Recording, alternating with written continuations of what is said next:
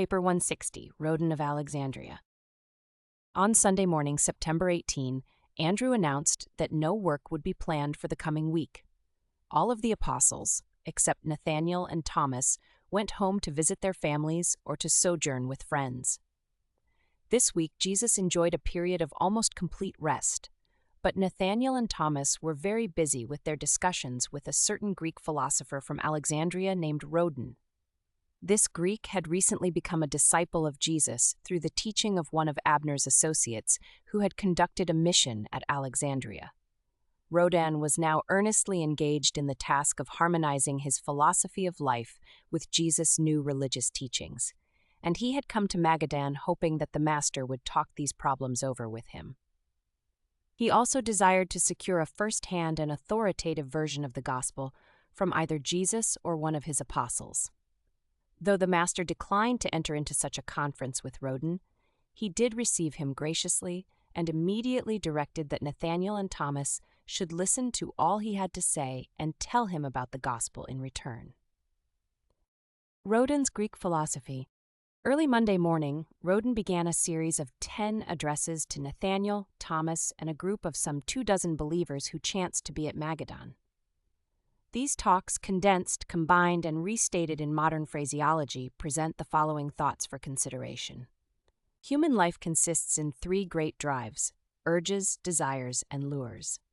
Strong character, commanding personality, is only acquired by converting the natural urge of life into the social art of living, by transforming present desires into those higher longings which are capable of lasting attainment, while the commonplace lure of existence must be transferred from one's conventional and established ideas to the higher realms of unexplored ideas and undiscovered ideals. The more complex civilization becomes, the more difficult will become the art of living. The more rapid the changes in social usage, the more complicated will become the task of character development. Every 10 generations, mankind must learn anew the art of living if progress is to continue. And if man becomes so ingenious that he more rapidly adds to the complexities of society, the art of living will need to be remastered in less time, perhaps every single generation. If the evolution of the art of living fails to keep pace with the technique of existence, humanity will quickly revert to the simple urge of living, the attainment of the satisfaction of present desires. Thus will humanity remain immature. Society will fail in growing up to full maturity. Social maturity is equivalent to the degree to which man is willing to surrender the gratification of mere transient and present desires for the entertainment of those superior longings, the striving for whose attainment affords the more abundant satisfactions of progressive advancement toward permanent goals. But the true badge of social maturity is the willingness of a people to surrender the right to live peaceably and contentedly under the ease-promoting standards of the lure of established beliefs and conventional ideas, for the disquieting and energy-requiring lure of the pursuit of the unexplored possibilities, of the attainment of undiscovered goals of idealistic spiritual realities. Animals respond nobly to the urge of life, but only man can attain the art of living, albeit the majority of mankind only experience the animal urge to live. Animals know only this blind and instinctive urge. Man is capable of transcending this urge to natural function.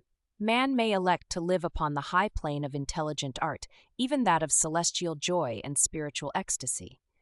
Animals make no inquiry into the purposes of life. Therefore, they never worry.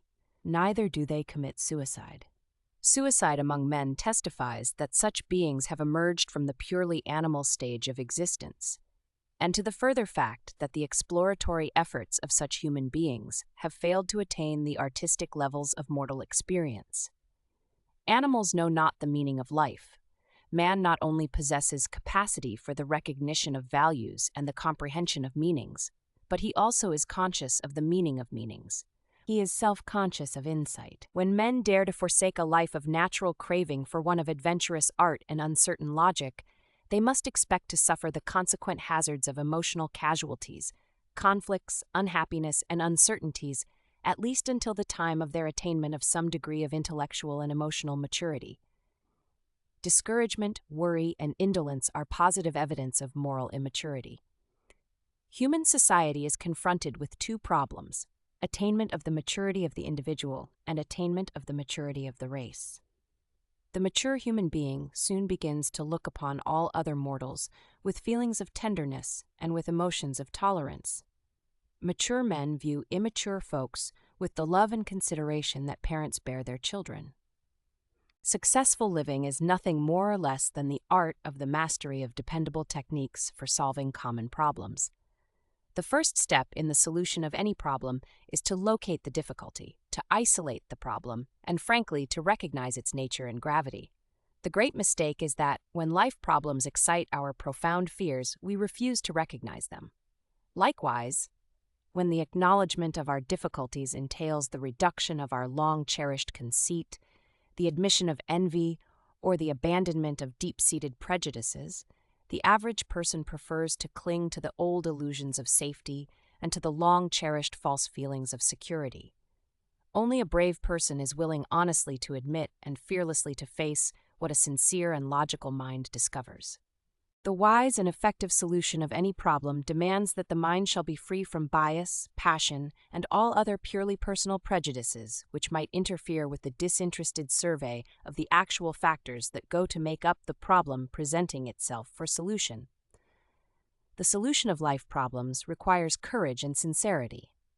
Only honest and brave individuals are able to follow valiantly through the perplexing and confusing maze of living to where the logic of a fearless mind may lead, and this emancipation of the mind and soul can never be effected without the driving power of an intelligent enthusiasm which borders on religious zeal.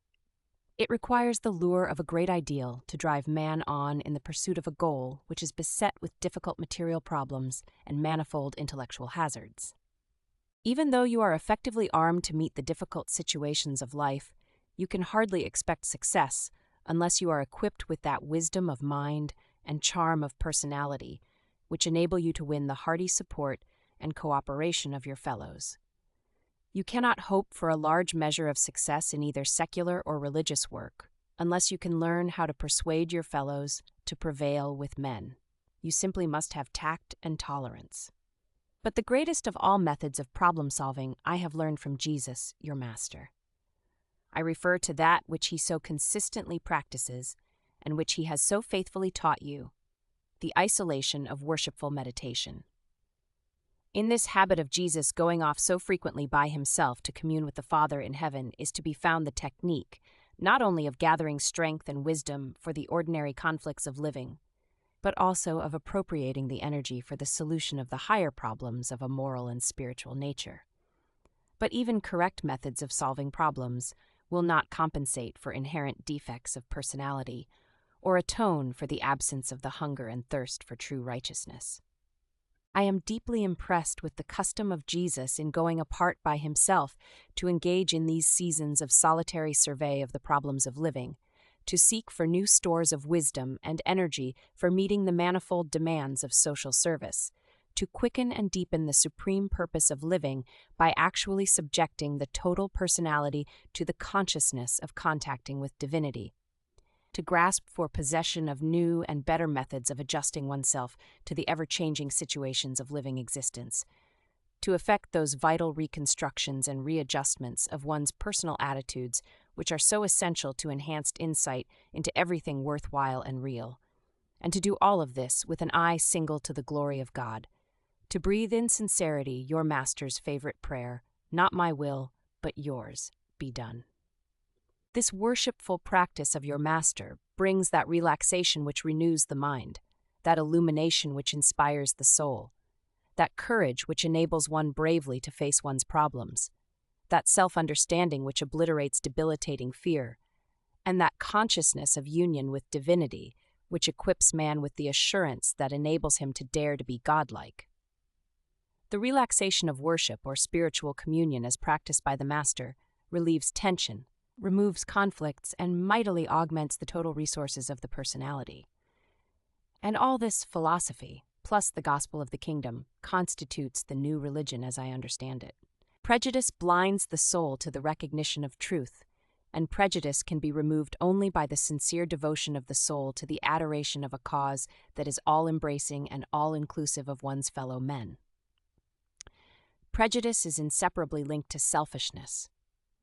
Prejudice can be eliminated only by the abandonment of self-seeking and by substituting, therefore, the quest of the satisfaction of the service of a cause that is not only greater than self, but one that is even greater than all humanity: the search for God, the attainment of divinity.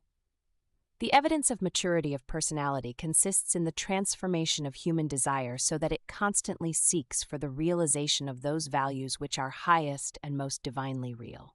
In a continually changing world, in the midst of an evolving social order, it is impossible to maintain settled and established goals of destiny. Stability of personality can be experienced only by those who have discovered and embraced the living God as the eternal goal of infinite attainment. And thus to transfer one's goal from time to eternity, from earth to paradise, from the human to the divine, requires that man shall become regenerated, converted, be born again, that he shall become the recreated child of the divine Spirit, that he shall gain entrance into the brotherhood of the kingdom of heaven. All philosophies and religions which fall short of these ideals are immature. The philosophy which I teach, linked with the gospel which you preach, represents the new religion of maturity, the ideal of all future generations.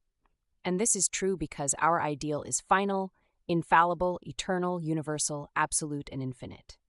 My philosophy gave me the urge to search for the realities of true attainment, the goal of maturity.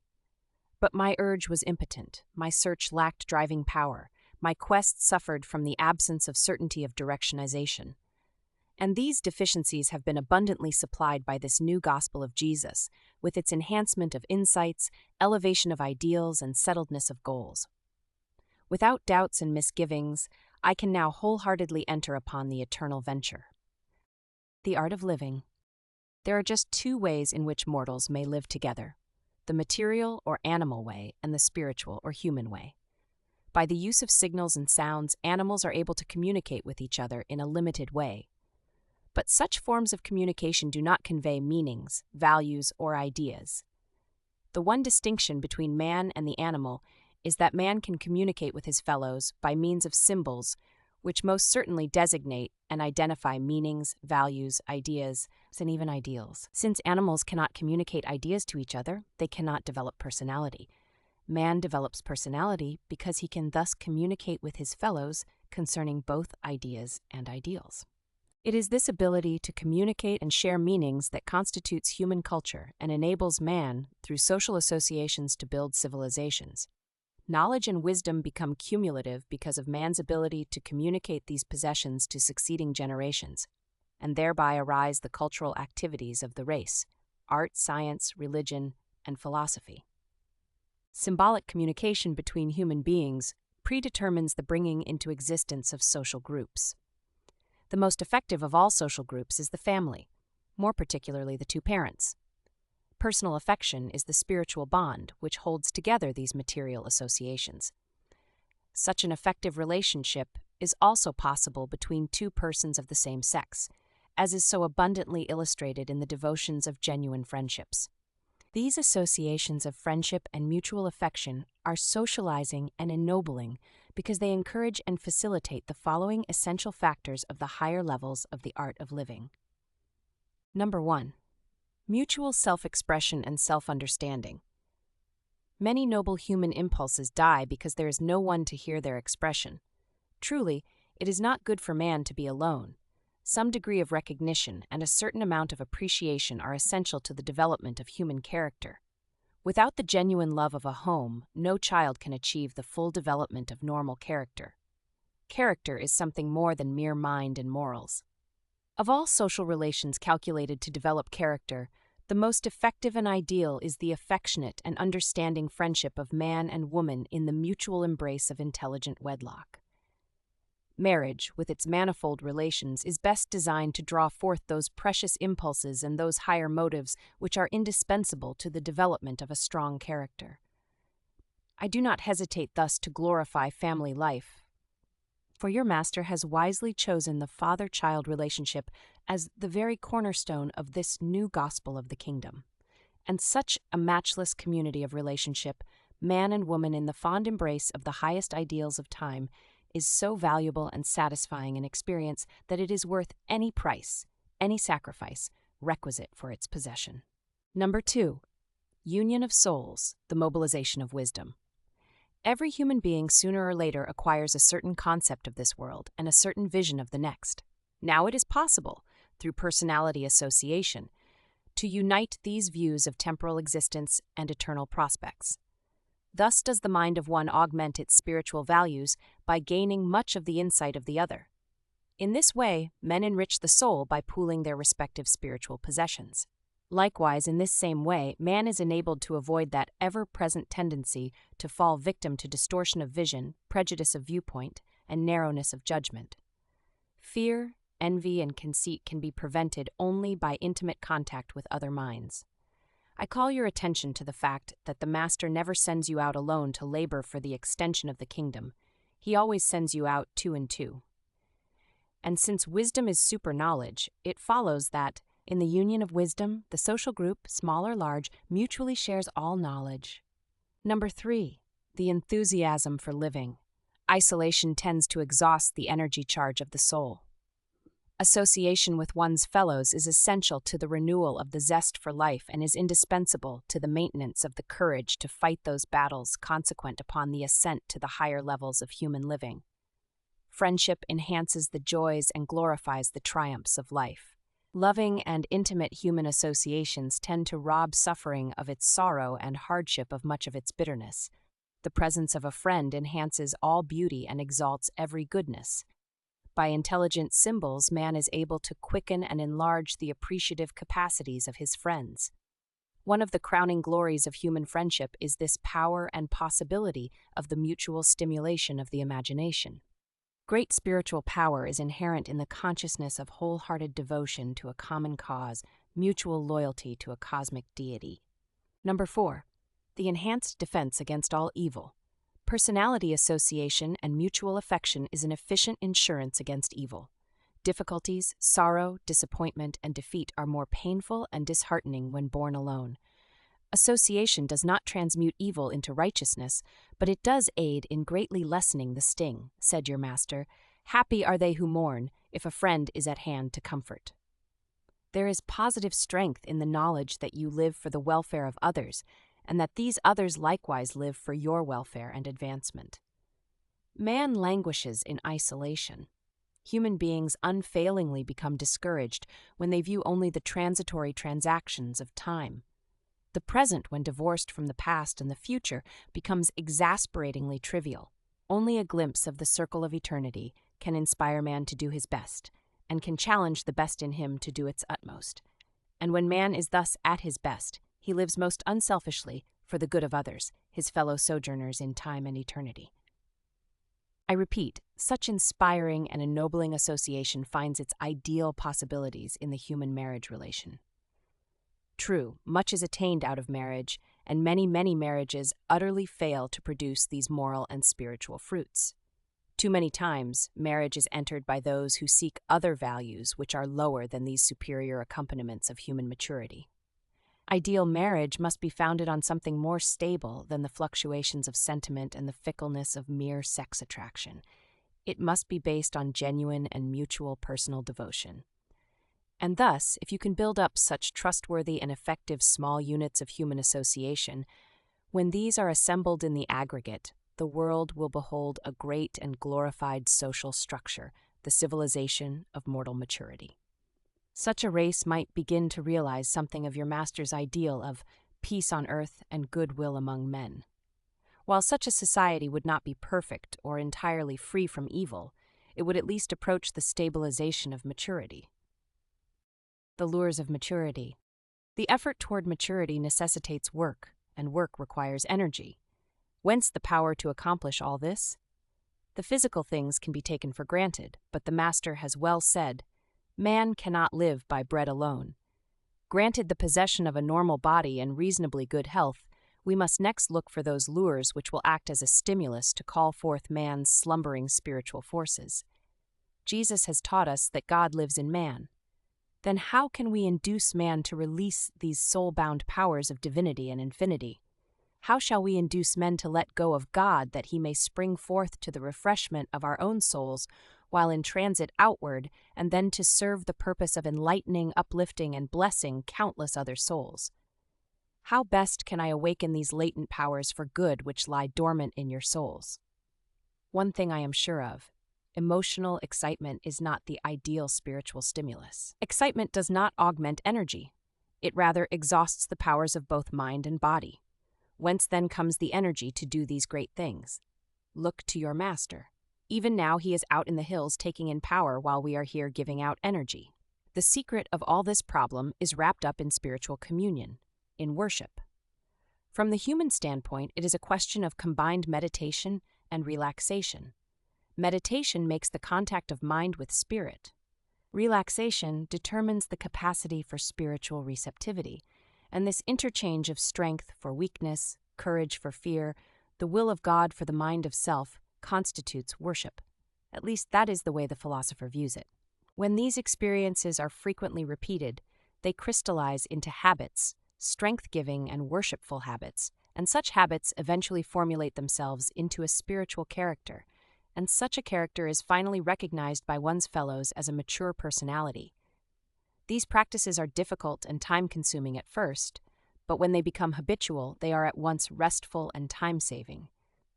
The more complex society becomes, and the more the lures of civilization multiply, the more urgent will become the necessity for God-knowing individuals to form such protective habitual practices designed to conserve and augment their spiritual energies. Another requirement for the attainment of maturity is the cooperative adjustment of social groups to an ever-changing environment. The immature individual arouses the antagonisms of his fellows. The mature man wins the hearty cooperation of his associates, thereby many times multiplying the fruits of his life efforts. My philosophy tells me that there are times when I must fight, if need be, for the defense of my concept of righteousness. But I doubt not that the master with a more mature type of personality would easily and gracefully gain an equal victory by his superior and winsome technique of tact and tolerance. All too often, when we battle for the right, it turns out that both the victor and the vanquished have sustained defeat. I heard the master say only yesterday that the wise man, when seeking entrance through the locked door, would not destroy the door, but rather would seek for the key wherewith to unlock it. Too often we engage in a fight merely to convince ourselves that we are not afraid. This new gospel of the kingdom renders a great service to the art of living, in that it supplies a new and richer incentive for higher living. It presents a new and exalted goal of destiny, a supreme life purpose.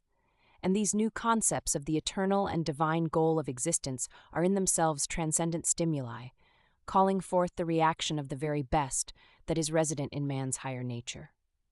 On every mountaintop of intellectual thought are to be found relaxation for the mind, strength for the soul, and communion for the spirit. From such vantage points of high living, man is able to transcend the material irritations of the lower levels of thinking, worry, jealousy, envy, revenge, and the pride of immature personality.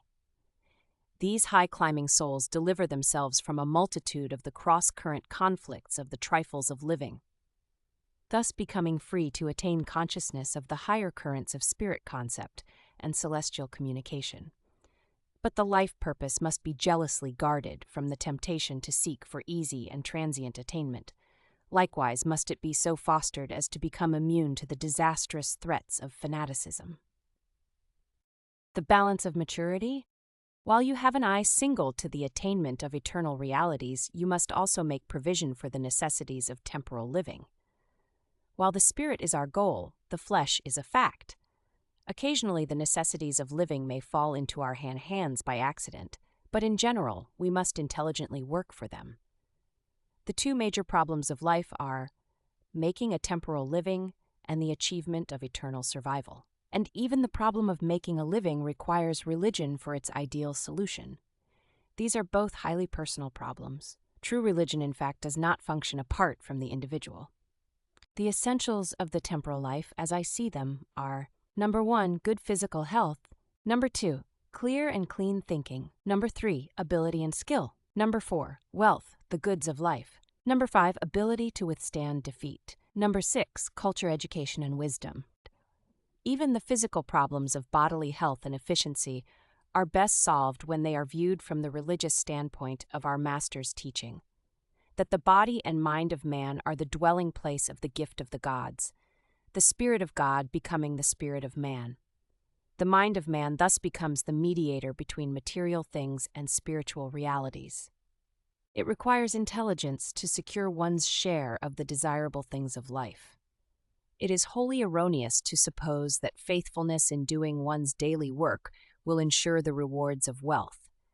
Barring the occasional and accidental acquirement of wealth, the material rewards of the temporal life are found to flow in certain well-organized channels, and only those who have access to these channels may expect to be well rewarded for their temporal efforts.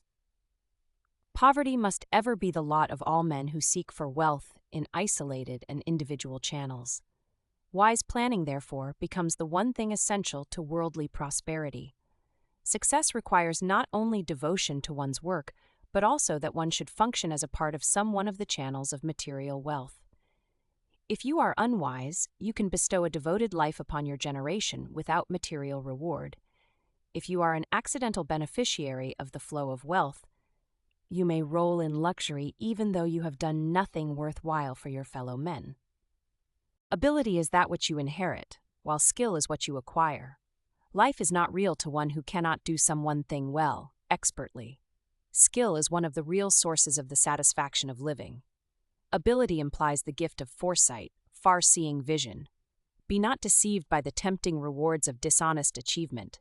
Be willing to toil for the later returns inherent in honest endeavor. The wise man is able to distinguish between means and ends. Otherwise, sometimes over-planning for the future defeats its own high purpose. As a pleasure seeker, you should aim always to be a producer as well as a consumer. Train your memory to hold in sacred trust the strength-giving and worthwhile episodes of life, which you can recall at will for your pleasure and edification. Thus build up for yourself and in yourself reserve galleries of beauty, goodness, and artistic grandeur. But the noblest of all memories are the treasured recollections of the great moments of a superb friendship. And all of these memory treasures radiate their most precious and exalting influences under the releasing touch of spiritual worship. But life will become a burden of existence unless you learn how to fail gracefully. There is an art in defeat which noble souls always acquire. You must know how to lose cheerfully. You must be fearless of disappointment. Never hesitate to admit failure. Make no attempt to hide failure under deceptive smiles and beaming optimism. It sounds well always to claim success, but the end results are appalling. Such a technique leads directly to the creation of a world of unreality and to the inevitable crash of ultimate disillusionment. Success may generate courage and promote confidence, but wisdom comes only from the experiences of adjustment to the results of one's failures.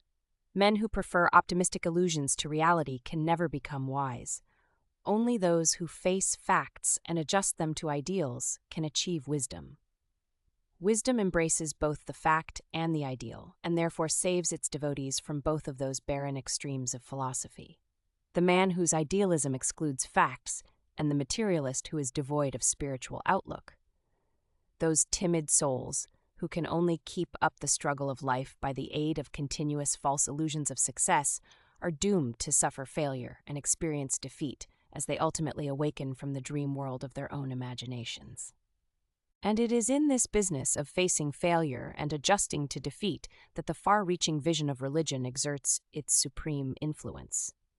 Failure is simply an educational episode, a cultural experiment in the acquirement of wisdom, in the experience of the God-seeking man who has embarked on the eternal adventure of the exploration of a universe. To such men, defeat is but a new tool for the achievement of higher levels of universe reality. The career of a God-seeking man may prove to be a great success in the light of eternity, even though the whole temporal life enterprise may appear as an overwhelming failure, provided each life failure yielded the culture of wisdom and spirit achievement. Do not make the mistake of confusing knowledge, culture, and wisdom. They are related in life, but they represent vastly differing spirit values. Wisdom ever dominates knowledge and always glorifies culture. The religion of the ideal.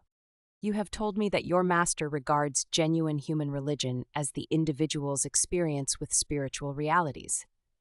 I have regarded religion as man's experience of reacting to something which he regards as being worthy of the homage and devotion of all mankind. In this sense, religion symbolizes our supreme devotion to that which represents our highest concept of the ideals of reality and the farthest reach of our minds toward eternal possibilities of spiritual attainment. When men react to religion in the tribal, national, or racial sense, it is because they look upon those without their group as not being truly human.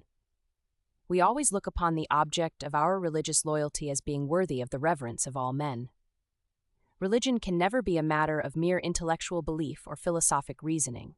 Religion is always and forever a mode of reacting to the situations of life. It is a species of conduct. Religion embraces thinking, feeling, and acting reverently towards some reality which we deem worthy of universal adoration. If something has become a religion in your experience, it is self-evident that you already have become an active evangel of that religion, since you deem the supreme concept of your religion as being worthy of the worship of all mankind, all universe intelligences. If you are not a positive and missionary evangel of your religion, you are self-deceived in that what you call a religion is only a traditional belief or a mere system of intellectual philosophy. If your religion is a spiritual experience, your object of worship must be the universal spirit reality and ideal of all your spiritualized concepts. All religions based on fear, emotion, tradition, and philosophy I term the intellectual religions, while those based on true spirit experience I would term the true religions. The object of religious devotion may be material or spiritual, true or false, real or unreal, human or divine. Religions can therefore be either good or evil. Morality and religion are not necessarily the same. A system of morals, by grasping an object of worship, may become a religion. A religion, by losing its universal appeal to loyalty and supreme devotion, may evolve into a system of philosophy or a code of morals. This thing, being, state, or order of existence, or possibility of attainment which constitutes the supreme ideal of religious loyalty, and which is the recipient of the religious devotion of those who worship, is God. Regardless of the name applied to this ideal of spirit reality, it is God. The social characteristics of a true religion consist in the fact that it invariably seeks to convert the individual and to transform the world. Religion implies the existence of undiscovered ideals which far transcend the known standards of ethics and morality, embodied in even the highest social usages of the most mature institutions of civilization. Religion reaches out for undiscovered ideals, unexplored realities, superhuman values, divine wisdom, and true spirit attainment. True religion does all of this. All other beliefs are not worthy of the name. You cannot have a genuine spiritual religion without the supreme and supernal ideal of an eternal God. A religion without this God is an invention of man, a human institution of lifeless intellectual beliefs and meaningless emotional ceremonies. A religion might claim as the object of its devotion a great ideal, but such ideals of unreality are not attainable. Such a concept is illusionary. The only ideals susceptible of human attainment are the divine realities of the infinite values resident in the spiritual fact of the eternal God. The word God, the idea of God as contrasted with the ideal of God, can become a part of any religion, no matter how puerile or false that religion may chance to be. And this idea of God can become anything which those who entertain it may choose to make it. The lower religions shape their ideas of God to meet the natural state of the human heart. The higher religions demand that the human heart shall be changed to meet the demands of the ideals of true religion. The religion of Jesus transcends all our former concepts of the idea of worship, in that he not only portrays his Father as the ideal of infinite reality, but positively declares that this divine source of values and the eternal center of the universe is truly and personally attainable by every mortal creature who chooses to enter the kingdom of heaven on earth, thereby acknowledging the acceptance of sonship with God and brotherhood with man. That, I submit, is the highest concept of religion the world has ever known. And I pronounce that there can never be a higher, since this gospel embraces the infinity of realities, the divinity of values, and the eternity of universal attainments. Such a concept constitutes the achievement of the experience of the idealism of the supreme and the ultimate. I am not only intrigued by the consummate ideals of this religion of your master, but I am mightily moved to profess my belief in his announcement that these ideals of spirit realities are attainable, that you and I can enter upon this long and eternal adventure with his assurance of the certainty of our ultimate arrival at the portals of paradise. My brethren, I am a believer. I have embarked. I am on my way with you in this eternal venture. The Master says he came from the Father, and that he will show us the way. I am fully persuaded he speaks the truth. I am finally convinced that there are no attainable ideals of reality or values of perfection apart from the eternal and universal Father. I come then to worship not merely the God of existences, but the God of the possibility of all future existences. Therefore must your devotion to a supreme ideal, if that ideal is real, be devotion to this God of past, present, and future universes of things and beings. And there is no other God, for there cannot possibly be any other God. All other gods are figments of the imagination, illusions of mortal mind, distortions of false logic, and the self-deceptive idols of those who create them. Yes, you can have a religion without this God, but it does not mean anything. And if you seek to substitute the word God for the reality of this ideal of the living God, you have only deluded yourself by putting an idea in the place of an ideal, a divine reality. Such beliefs are merely religions of wishful fancy. I see in the teachings of Jesus religion at its best. This gospel enables us to seek for the true God and to find him. But are we willing to pay the price of this entrance into the kingdom of heaven? Are we willing to be born again, to be remade? Are we willing to be subject to this terrible and testing process of self-destruction and soul reconstruction? Has not the Master said, "Whoso would save his life must lose it"? Think not that I have come to bring peace, but rather a soul struggle. True, after we pay the price of dedication to the Father's will, we do experience great peace, provided we continue to walk in these spiritual paths of consecrated living. Now, are we truly forsaking the lures of the known order of existence, while we unreservedly dedicate our quest to the lures of the unknown and unexplored order of the existence of a future life of adventure in the spirit worlds of the higher idealism of divine reality, and we seek for those symbols of meaning, wherewith to convey to our fellow men these concepts of the reality of the idealism of the religion of Jesus. And we will not cease to pray for that day when all mankind shall be thrilled by the communal vision of this supreme truth. Just now, our focalized concept of the Father as held in our hearts is that God is spirit, as conveyed to our fellows that God is love. The religion of Jesus demands living and spiritual experience. Other religions may consist in traditional beliefs, emotional feelings, philosophic consciousness, and all of that. But the teaching of the Master requires the attainment of actual levels of real spirit progression. The consciousness of the impulse to be like God is not true religion. The feelings of the emotion to worship God are not true religion. The knowledge of the conviction to forsake self and serve God is not true religion. The wisdom of the reasoning that this religion is the best of all is not religion as a personal and spiritual experience. True religion has reference to destiny and reality of attainment, as well as to the reality and idealism of that which is wholeheartedly faith accepted. And all of this must be made personal to us by the revelation of the Spirit of truth. And thus ended the dissertations of the Greek philosopher, one of the greatest of his race, who had become a believer in the gospel of Jesus.